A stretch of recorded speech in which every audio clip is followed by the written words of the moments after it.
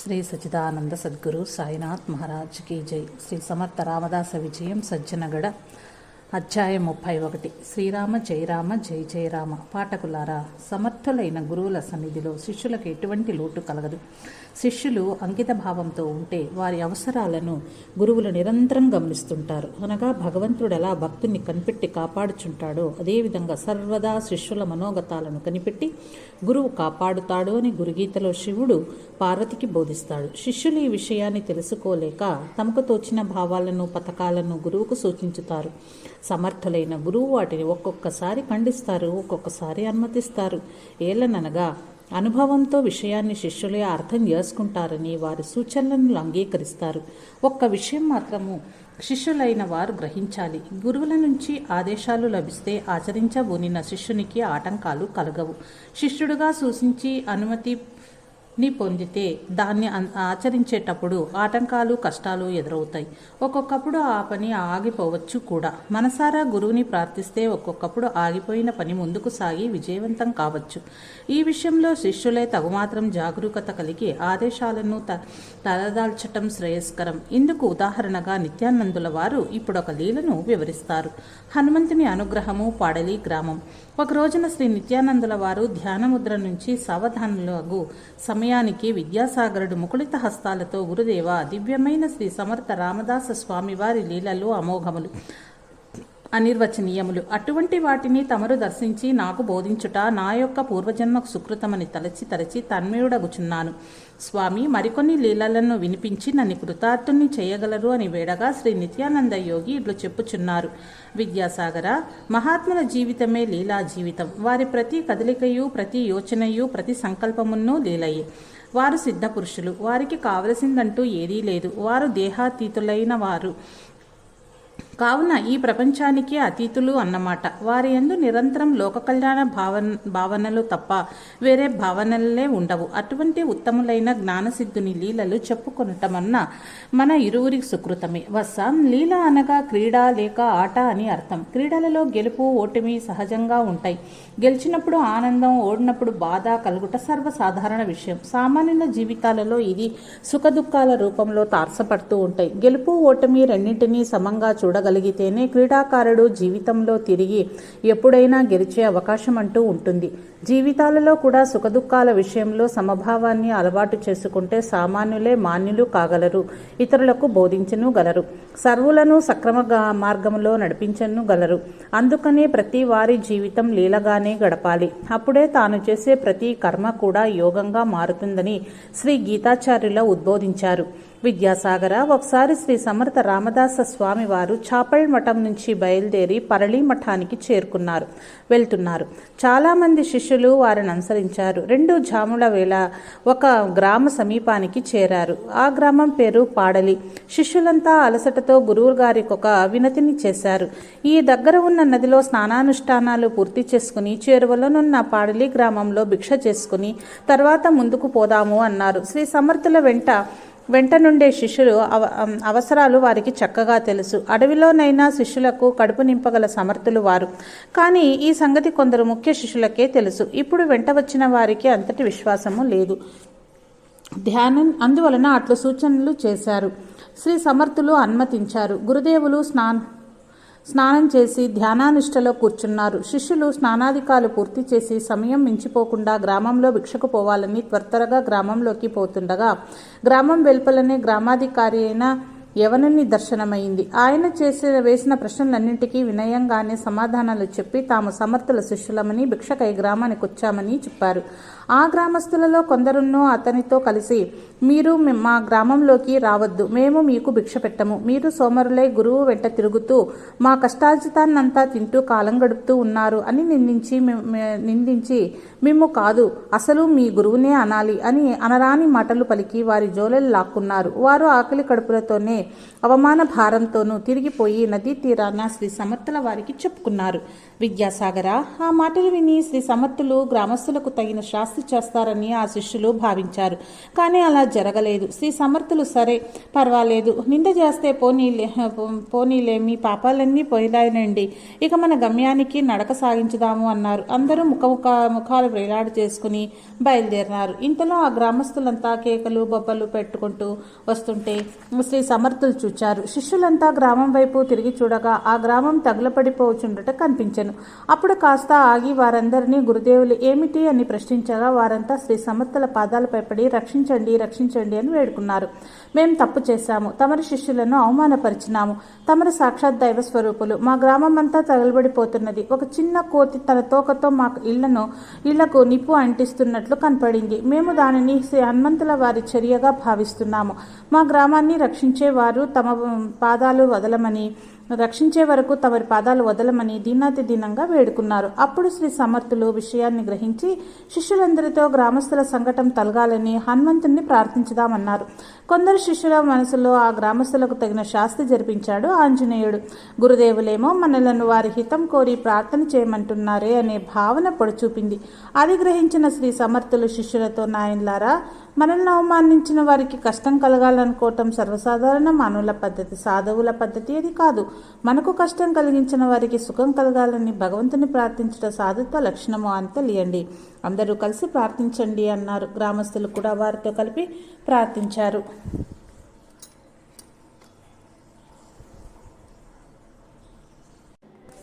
వెంటనే ఆంజనేయుడు చిన్న కోతిపిల్ల రూపంలో ఆ కాలిపోయిన ఇళ్లను నీటితో తడుపుచున్నట్లు వారికి దృశ్యం గోచరించింది. శ్రీ సమర్థులు వారిని ఆశీర్వదించి, ఇక వెళ్ళండి, మీ ఇళ్లన్నీ బాగుంటాయని దీవించారు. ఆ గ్రామస్తులంతా వారి పాదాలపై పడి, మేము చేసిన తప్పుకు పరిహారంగా మా గ్రామంలో తమ శిష్య బృందంతో వచ్చి భిక్ష స్వీకరిస్తే గాని కుదరదని పట్టుబట్టారు.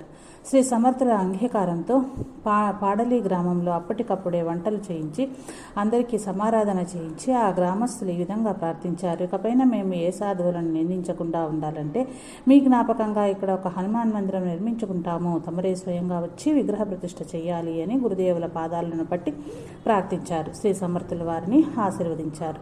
సమర్థ పంచాయతనమునకు వృద్ధురాలి భిక్ష.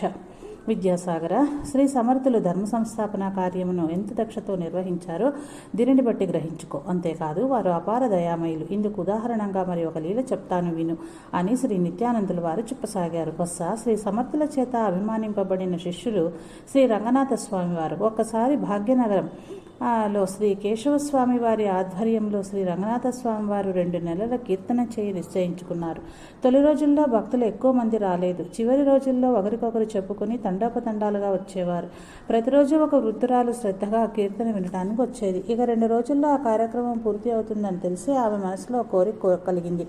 ఒక సాధువు పురుషునకు భిక్ష పెడితే 1000 మంది బ్రాహ్మణులకు సమారాధన చేసినంత పుణ్యము అని చెప్పినారు. నేను కడు బీదరాలిని, ఎట్లో కష్టపడి ఈ స్వామికి భిక్ష పెట్టగలిగితే నా జన్మ ధరిస్తుంది అని యోచించుచు భక్తులంతా వెళ్ళిపోయిన తర్వాత కూడా శ్రీ రంగనాథ స్వామి సన్నిధిలో నమస్కరిస్తూ అట్లే నిలబడింది.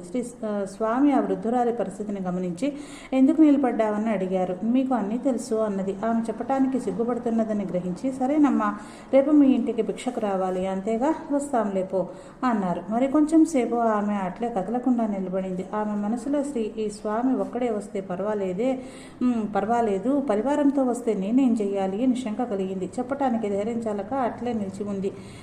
శ్రీ రంగనాథ స్వామి, ఏమమ్మా శంకించకు, నేను ఒక్కడనే వస్తాను, సరేనా, ఇక వెళ్ళు అన్నారు. ఆ వృద్ధురాలు ఇంటికి వెళ్ళింది. మరునాడు ఉదయం శ్రీ రంగనాథ స్వామి శిష్యుడు ఒక ఆయన గురువుగారి పూజ పాత్రలు విగ్రహాలు ఉండే పెట్టే తెచ్చి అవ్వగారికి ఇచ్చి, మీ ఇంట్లో ఉంచండి, మా గురువుగారు తర్వాత వస్తారని చెప్పి వెళ్ళాడు. ఆ అవ్వ తన వద్దనున్న పదార్థాలతో 3కి సరిపడే విధంగా వంట చేసింది. అంటే 6 రొట్టెలు, వాటికి సరిపడే కూర, కొంత పిండితో ఆంబలి అంటే జావ కాచి సిద్ధం చేసింది. శ్రీ రంగనాథ స్వామి వారు వచ్చి పూజ పూర్తి చేసి, తల్లి, నీ వంటకాలు తెచ్చి ఇక్కడ వడ్డిస్తే నివేదన చేస్తాను అన్నారు. ఆమె ఒక విస్తరి వేసి 2 రొట్టెలు, కూర, కాస్త ఆంబలి వడ్డించి తెచ్చి వడ్డించి నివేదన కానీయమంది. శ్రీరాములకు నివేదించిన తర్వాత రంగనాథ స్వామి అలాగే నిలబడి ఏదో ఆలోచిస్తున్నట్లుగా ఉంటే ఆ అవ్వ, ఏమి స్వామి, తమరు భిక్ష స్వీకరించండి అన్నది. ఆయన ఆ అవ్వతో, అమ్మ, నీవింత ప్రేమతో భోజనం పెడుతున్నావని మా గురుదేవులైన శ్రీ సమర్థుల వారిని కూడా రమ్మని పిలిచాను. వారు వచ్చిన వెంటనే భోజనం ప్రారంభిస్తాను అన్నారు. ఆ ముదుసలి ఇప్పుడు శ్రీ సమర్థులు ఎక్కడ ఉన్నారని అడిగింది అమాయకంగా. వారు చాపల్ మఠంలో ఉన్నారని స్వామి సమాధానం ఇచ్చారు. ఆమె ఆశ్చర్యపోయి ఇక్కడికి ఆ మఠం ఎంత దూరం అని ప్రశ్నించింది. సుమారు 200 క్రోసులు ఉండవచ్చు అని శ్రీ రంగనాథ స్వామి చెప్పగానే ఆమె అవాక్కైపోయింది. ఇంతలో శ్రీ సమర్థ రామదాస స్వామి వారు చాపల్ మఠంలో కళ్యాణ్తో నన్ను రంగోబా పంక్తి భోజనానికి ఆహ్వానించాడు. నేను వెళ్ళొస్తాను, ఇక్కడ అందరూ భోజనం కానివ్వండి అంటూనే పాదుకలు వేసుకుని బయటకు నడిచి తిరిగి చూసేసరికి అదృశ్యమైపోయారు. భాగ్యనగరంలో రంగనాథ స్వామి ఎదుట ప్రత్యక్షమైనారు. ఆయనకు ఎదురొచ్చి చేయి పట్టి లోనికి ఆహ్వానించి రంగోబా పీటపైన ఆసీనులను చేశారు. చేతులు కట్టుకుని ఎదుట నిలబడ్డారు. శ్రీ సమర్థుల వారు, ఏమి రంగోబా, ఇంత ప్రేమగా పిలిచావు, ఏమిటి విశేషం, విందులో ప్రత్యేకత ఏమిటో చెప్పు అని అడిగారు. రంగోబా పరమ సంతోషంతో, గురుదేవ, విదురుని ఇంట శ్రీకృష్ణునకు దొరికినట్లే ప్రేమ భక్తియుక్తమైన ప్రత్యేకమైన భోజనం, అందుకే తమరిని ఆహ్వానించాను అన్నారు. శ్రీ సమర్థ స్వామి, అయితే ఇదే నగరంలో ఉండే కేశవస్వామిని ఎందుకు పిలవలేదు అన్నారు. ఇప్పుడు తమ ఆజ్ఞ అయింది కదా, ఇదిగో పిలుస్తాను అంటుండగానే వాకిట్లో కేశవస్వామి ప్రత్యక్షమయ్యారు. రంగోబాతో, శ్రీ సమర్థుల వారు, ఇంత భక్తియుక్తమైన ప్రత్యేక విందును జయరాం స్వామి ఆనందమూర్తి లేకుండా ఎలా ఆరగించగలము అని ప్రశ్నించగా, ఆయన క్షణంలో వారు కూడా వచ్చేస్తారు స్వామి అన్నారు. తర్వాత ఆ అవ్వతో, తల్లి, మొత్తం 5 విస్తళ్ళు వేసి అందరికీ వడ్డించమ్మా అంటుండగానే ఆ జయరామస్వామి ఆనందమూర్తి కూడా వచ్చేశారు. ముసలమ్మ గారు వెతికి తెచ్చి 5 విస్తర్లు వేసి అందరికీ నమస్కరించి కూర్చుండింపజేసి వడ్డన ప్రారంభించింది. ఆమె ఒక్కొక్కరికి సగం జొన్న రొట్టె, కాస్త కూర, కాస్త అంబలి అన్ని వడ్డించింది. సమర్థ పంచాయతం అనగా 5గురు సమర్థులను చలోక్తులతో ఒకరికొకరు నవ్వుతూ మధ్య మధ్య భగవన్నామం చేస్తూ భుజిస్తూ ఉన్నారు. రంగనాథ స్వామి అవ్వతో, తల్లి, నీ చేతి వంట రుచి వర్ణించే తరం కాదమ్మా, ఇటువంటి ప్రేమపూరితమైన భోజనం చేసిందే లేదు మేము, చాలా అద్భుతంగా ఉంది, తిన్న కొద్దీ తినాలని అనిపిస్తుంది, దయతో మరికొంచెం వడ్డించమని అంటుంటే స్వామి వంటకం అయిపోయిందని ఎలా చెప్పాలా అని బాధపడుతుంటే, అమ్మ, అయిపోయింది అనుకుంటున్నావా, ముందు వెళ్ళి పొయ్యి దగ్గర చూడమ్మారన్నారు రంగోబా స్వామి. ఆమె ఆశ్చర్యంతో వెళ్ళి చూస్తే తను చేసిన వంటకం అట్లే ఉంది. సంతోషంతో తెచ్చి అందరికీ వడ్డించి ఆ పాత్ర యథావిధిగా అక్కడ పెట్టి అతిథులకు నీరు వడ్డించి మళ్ళీ పొయ్యి దగ్గర చూచింది. పాత్ర నిండుగా వంటకాలు మళ్ళీ అందరికీ కొసరు తినిపించింది. రంగనాథ స్వామి, చాలు తల్లి, నీ భోజనం నా జన్మలో మరువలేనమ్మా అని బ్రేవమని త్రేంచి అందరి వంక చూచి, స్వాములారా, కడుపు నిండకపోతే చెప్పండి, ఇంకా కావలసినంత భోజన పదార్థాలు ఉన్నాయన్నారు. వారంతా కూడా బ్రేవమని త్రేంపుతో పొట్టలు తడుముకొని సమాధానంగా తృప్తిగా భుజించినట్లు సంతోషాన్ని తెలిపారు. అవ్వ ఆనంద బాష్పాలు కారుస్తూ నిలబడి ఉంది. అందరూ తాంబూల సేవనం కూడా చేస్తుండగా శ్రీ సమర్థుల వారు ఇలా అన్నారు. ఏమయ్యా రంగోబా, బ్రేవమని తేంచి వెళ్ళిపోవట నీకు న్యాయమా? ముసలి అవ్వకు ఏమైనా ఇయ్యవద్దా అన్నారు. స్వామి, ఆరగించుట పిల్లల వంతు, మూల్యం చెల్లించుట పెద్దల వంతు, ఆ పని తమరిదే, మీ ఇష్టం ఏమిస్తారో ఇవ్వండి అని చెప్పారు రంగోబా. శ్రీ సమర్థులు నవ్వుతూ, నాకే పని పెట్టావా అంటూ నమస్కరించే వచ్చిన ముదుసలి తలపైన తమ వరద హస్తాన్ని ఉంచారు. అంతే, ఆమె సమాధి స్థితిని పొంది కొంత తడవ అట్లే ఉంది. శ్రీ సమర్థులే తిరిగి బాహ్యస్మృతి తెప్పించి, ఇదే ఆనందంతో ఉండు, ఆనందబాయివను పేరుతో వర్ధిల్లు, ఆనందబాయి అవ్వ అని పేరుతో వర్ధిల్లు అని దీవించారు. విద్యాసాగర, మహాత్ముల యొక్క మహత్తు తెలిసినప్పుడు నవవిధ భక్తి క్రమంలో ఆఖరుదైన ఆత్మసమర్పణ అనేది ఆత్మానందం అనే ఫలితాన్ని ఇస్తుంది. అదే ఆ వృద్ధురాలు పొందింది.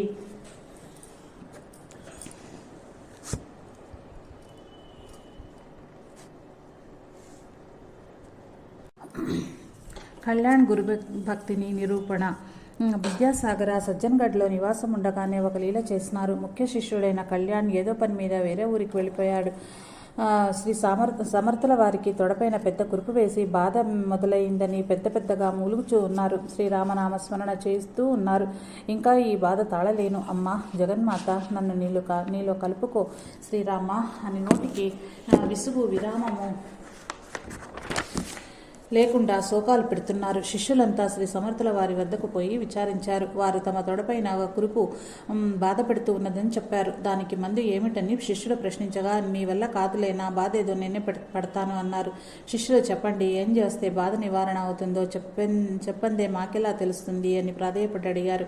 అడగ్గా వారితో ఇలా చెప్పారు. ఎవరైనా పంటితో కొరికి ఆ కురుపులోని చీము, చెడు నెత్తురు మొత్తం నోటితోనే పీల్చి బయటకు ఊస్తే బాధ నివారణ అవుతుంది. మీలో ఎవరైనా ఆ పని చేయగలిగితే చేసి నా బాధ నివారించండి, లేకుంటే దానంతటదే పగిలే వరకు నాకు బాధపడటం అనేది తప్పనిసరి అని చెప్పారు. శిష్యులందరూ మొహాలు వికారంగా పెట్టుకున్నారు. ఇవతలికి వచ్చి నోటితో చీము, నెత్తురు పీల్చాలంట. నీ వల్ల అవుతుందా అని ఒకరినొకరు ప్రశ్నించుకున్నారు. అందులోని ఒకరు, నీ వల్ల అవుతుందా అని ఎదుటి వారిని ఎందుకు అడుగుతావు, ఆ పని నీవే చేయవచ్చు కదా అన్నారు.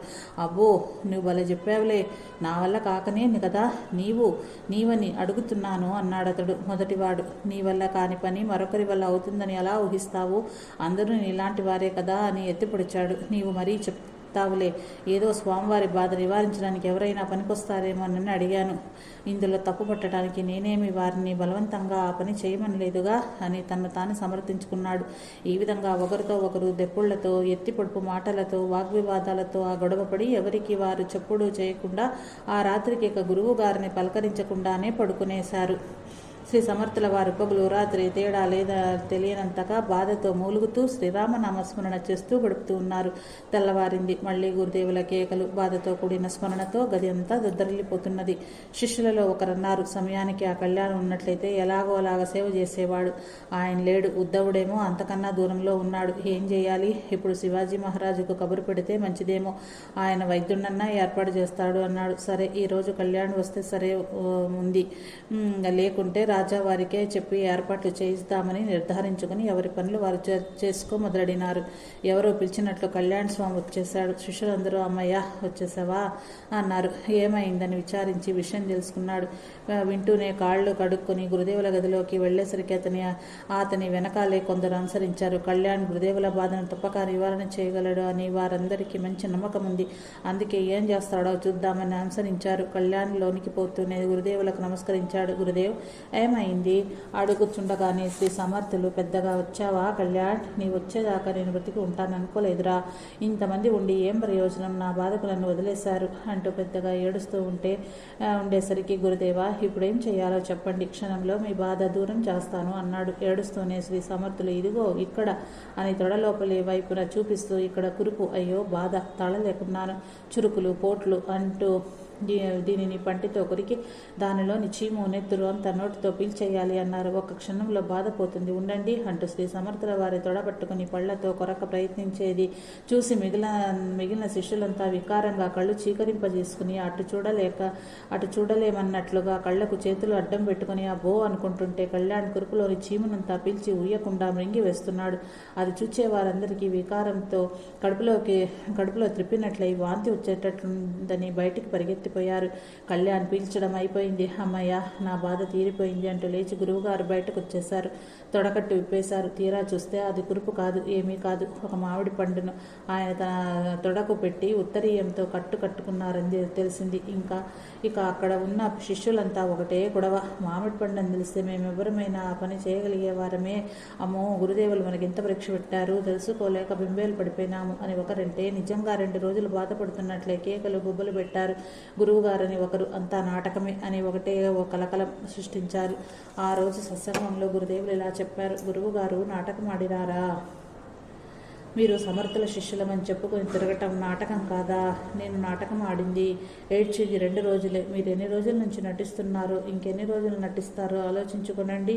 భగవంతుని సన్నిధానంలో కూడా నటన మానలేదు కదా. మీరు మీ నటనను సరిచేయటానికే నేను నటించవలసిన ఆగత్యం ఏర్పడింది. నికార్సైన శిష్యులకు గురువుగా ఉండగలగటం శ్రీ సద్గురుని అదృష్టం. దుష్ట చింతనలు, అసూయ, ఈర్ష, ద్వేషాలతో నిండి ఉండే శిష్యులకు గురువుగా ఉండాలని ఏ గురువైనా కోరుకుంటాడా? మీరంతా స్వచ్ఛతను, నిర్మలత్వము ఎప్పుడు అలవర్చుకుంటారా అని ఇంకా ఎదురు చూస్తూ ఉన్నాను. మీలో రావాల్సినంత మార్పు రావటం లేదు. మీరంతా సత్శిష్యులుగా మారాలనేదే మా ఆకాంక్ష మరియు దైవం యొక్క ఆకాంక్ష. మంత్రానుష్ఠానము, నియమనిష్టలు, శారీరక మానసిక దృఢత్వము, సత్సాహవసము, సహవాసము, మనోజయము, ఆశ్రమ నియమపాలనము, ఆహార నియమాలు ఇవన్నీ సాధించగలిగినప్పుడే మీరంతా ఎవరికి వారు పూర్ణులు కాగలిగేది. మీ అందరి యొక్క బాధ్యత ఇప్పుడు నా పైనున్నది. ఇది తర్వాత శ్రీరాముల వారికి అప్పగించబడుతుంది. కావున మీరందరూ స్వచ్ఛమైన జీవన విధానాన్ని అలవరించుకునండి. ఒకరినొకరు ప్రేమించాలి, సహాయం అందించుకోవాలి, కానీ విమర్శించుకోవటం, ద్వేషించుకోవటం తగదని అందరికీ బోధించారు. శిష్యులందరూ తమలోని అవగుణాలను తొలగించుకునే ప్రయత్నం చేస్తామని నిర్ణయించుకున్నారు. విద్యాసాగర సద్గురువులు అనగా శ్రీ దత్తాత్రేయ తత్వంతో శోభించేవారే. శ్రీ దత్తాత్రేయునికి కదా యోగి, కదా భోగి, కదా నగ్న పిశాచవత్ అని బిరుదులున్నాయి. అనగా యోగస్థితి, భోగస్థితి, నగ్నస్థితి, పిశాచస్థితి అని గ్రహించాలి. అనగా ఆయన అనేక మందికి ఈ విధంగా అనేక రూపాలతో దర్శనమిచ్చారని భావం. ఈ విషయం తెలుసుకుని ఉంటే మనకు గుర్తింపు కలగవచ్చునని తెలిపి ఉన్నారు. సమర్థ సద్గురువైన శ్రీ రామదాస స్వామి సర్వజ్ఞులు. వారి వద్దకు వచ్చే శిష్యులు ఎక్కువ మనోభావాలన్నీ తెలిసి ఉండను కదా. మరి ఆయనచే స్వీకరించబడిన శిష్యులలో దుర్గుణాలు ఎందుకున్నాయనే ప్రశ్న రావచ్చు. సమర్థ సద్గురువైన శ్రీ రామదాస స్వామి సర్వజ్ఞులు. వారి వద్దకు వచ్చే శిష్యుల యొక్క మనోభావాలన్నీ తెలిసి ఉండును కదా. మరి ఆయనచే స్వీకరింపబడిన శిష్యులలో దుర్గుణాలు ఎందుకున్నాయనే ప్రశ్న రావచ్చును. సద్గురువును ఆశ్రయించవచ్చిన శిష్యుడు ముందే సుశిక్షితుడై ఉండాలనే నియమం లేదు. అనేక అవగుణాలతో ఉండవచ్చు. శిష్యుడైన తదుపరి క్రమంగా అతడు పరిశుద్ధుడు కావచ్చును. అందుకే సమర్థ గురువులకు పతిత పావనుడనే బిరుదు ఉంది. గురుసేవను ప్రేమతో మనస్ఫూర్తిగా ఆచరించేవాని పాపాలన్నీ పటాపంచలైపోవునని బ్రహ్మదేవుడు కలిపురుషునికి సూచించినది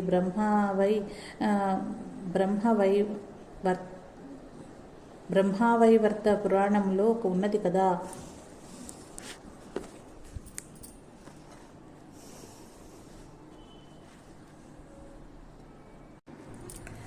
రంగోబా గోసావి. విద్యాసాగర నిగడి రంగనాథ స్వామి కాకుండా రంగోబా గోస్వామి అని ఒక ఆయన శ్రీ సమర్థుల వారు రచించిన అభంగాలు, స్తోత్రాలు అన్ని మధురమైన కంఠస్వరముతో సంకీర్తన చేస్తూ శ్రీ సమర్థుల వారి వద్ద దీక్షను పొందాడు. పురాణాలు, కథాగానాలు చక్కగా చేస్తుంటే శ్రీ సమర్థులు కూడా తన్మయులు అయ్యేవారు. ఆయన ఒక్కొక్కప్పుడు ఆశ్రమం విడిచి వెళ్ళి కోరిన పదార్థాలు తిరిగి వస్తూ ఉండేవాడు. ఒక్కొక్కసారి తిండి తిప్పలు లేకుండా 2 రోజులు ఆశ్రమం బయటనే పడి ఉండేవాడు. ఇది తెలిస్తే గురుదేవులు కోపం చేస్తారేమోనని అతన్ని లేపి తీసుకొచ్చి శిష్యులు భోజనం పెడుతూ ఉండేవారు. అతనికి తాను చేస్తున్న తప్పు తెలుసు, కానీ మానుకోనేందుకు కుదరలేదు. ఆయన ఒకనాడు సంకీర్తన అద్భుతంగా చేశాడు. అందరినీ ఆనంద డోలికలలో ఊగించేశాడు. శ్రీ సమర్థులు పరవశులై కూర్చున్న చోట నుండి లేచి వచ్చి గంభీరంగా నిలబడి, బడా ఆనందం, పరమానందం, నీకేం కావాలో కోరుకో, ఇస్తానన్నారు. రంగోబా గోసావి వెంటనే పాదాలు తాకి నమస్కరించి, సద్గురునాథ, నా కొన్ని దురలవాట్లున్నాయి, తమరికి తెలిసియే ఉండును. అవన్నీ నా నుండి దూరం కావాలి, ఇదే నా కోరిక అన్నారు. గురుదేవులు, ఇది కోరిక కాదే, ఇంకేమైనా అడుగు, ఇచ్చేదను అన్నారు. తండ్రి, ప్రపంచంలో అన్నీ నశించిపోయేవి, వాని వలన ఏమీ ప్రయోజనం లేదు. తమ అనుగ్రహంతో ఈ జీవిని పావనం చేయండి. నా దురభ్యాసాలన్నీ దూరం చేయగల సమర్థులు తమరే. తమరి దయ తప్ప నాకింకేమీ వద్దు దేవా అని ప్రార్థించాడు. శ్రీ సమర్థులు, కళ్యాణ్, ఇతడేమి కోరుచున్నాడు అంటూ ప్రశ్నించగా, కళ్యాణ్, గురుదేవా, ఇతడు తన తప్పు తెలుసుకుని పశ్చాత్తప్తుడైనాడు అని అనుగ్రహించండి అని ప్రార్థన చేశాడు. శ్రీ సమర్థులు అతని తలపై వారి వరద హస్తాన్ని ఉంచి, నీ కోరిక ఫలించునుగాక అని దీవించారు. విద్యాసాగర, ఇక్కడ అందరూ తెలుసుకోవలసింది ఏమిటంటే, సద్గురువు పతిత పావనుడు అని తెలిసినా ఆయనను ఆశ్రయించి పావనుడు కావాలనే భావన శిష్యునిలో కూడా కలగాలి. అప్పటిదాకా గురువులోని శక్తి దానంతటదే వచ్చి శిష్యుని ఉద్ధరించుట జరగదు. భగవంతుని శక్తి జగమంతా నిండి ఉంది, కానీ ప్రార్థించిన వారికే భగవత్కృప లభిస్తుందనేది సత్యం అని బోధించగా అందరూ జై జయ రఘువీర సమర్థ, శ్రీరామ జయ రామ, జై జయ రామ, జై జయ ధ్వానాలు చేశారు. ఇది విద్యాసాగర్ శ్రీ నిత్యానంద యోగి సంవాద రూపమున శ్రీ దత్తాత్రేయ సంప్రదాయ శిష్య పరంపరలోని శ్రీ శ్రీ స్వామి విఠలానంద సరస్వతి మహారాజు విరచిత శ్రీ సమర్థ రామదాస విజయములోని 31వ అధ్యాయం సంపూర్ణం.